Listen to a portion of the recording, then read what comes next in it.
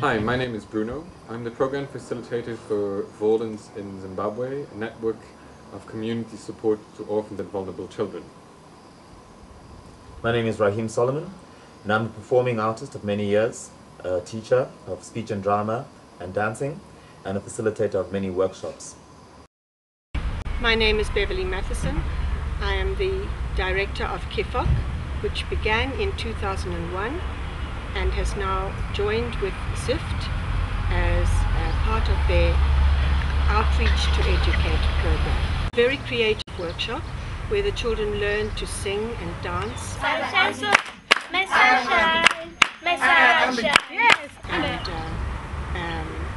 be creative. They have a lot of fun, and that is what we aim for, is that the children learn at the same time as they have fun.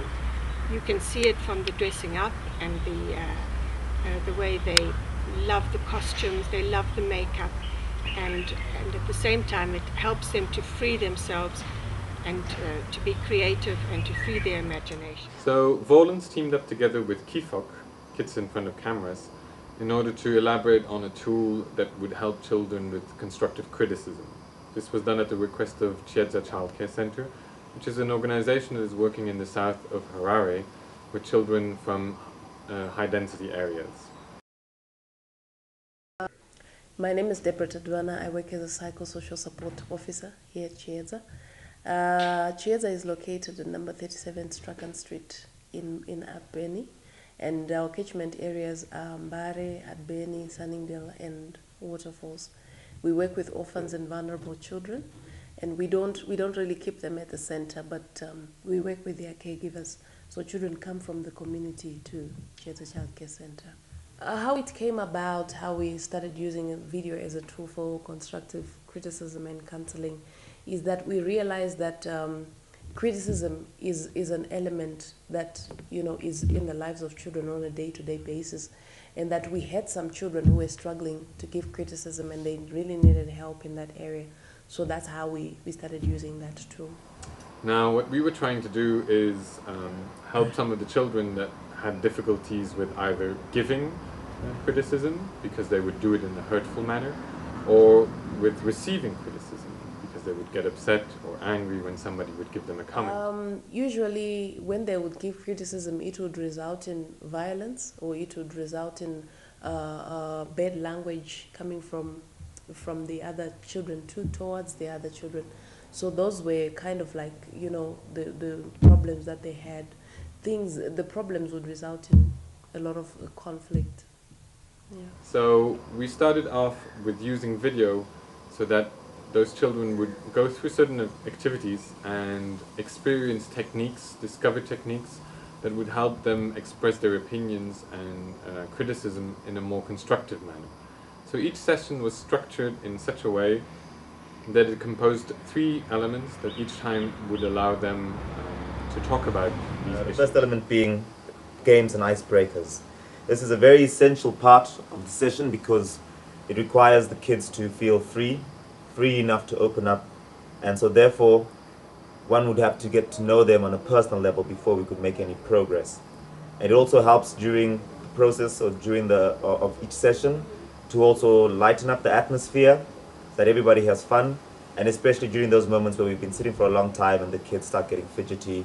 It's always great to take them out for a little bit, have a little bit of fun, build up their spirits again, and go back in and work again. The second aspect would be that we are always constantly filming the kids, whether it be the actual sessions whilst we're discussing what we're going to do, but more importantly, the actual performance aspect of it. And most of the time, the kids were always performing in front of the camera in alter egos that they had developed themselves, and this is what eventually culminated in our making a movie.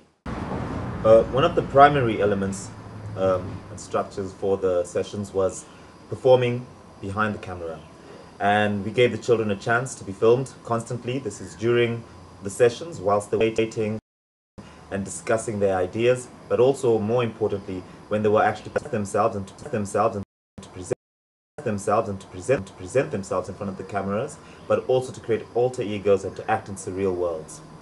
So this entire aspect of them being in front of a camera and then afterwards looking at it, how they had done something as a group, as a team, and making suggestions to each other of how to improve it was an ideal opportunity for the children to see, okay, am I expressing things in a way that are respectful, or am I hurting the other person's opinion?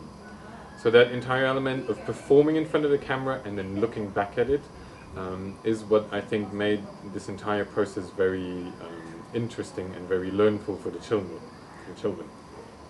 Another element that we used during the sessions were icebreakers and games. This is very essential because you need to create an atmosphere of warmth, a personalized atmosphere especially, whereby you have a relationship with all the different children, and they need to realize that it's fun and learning all at the same time.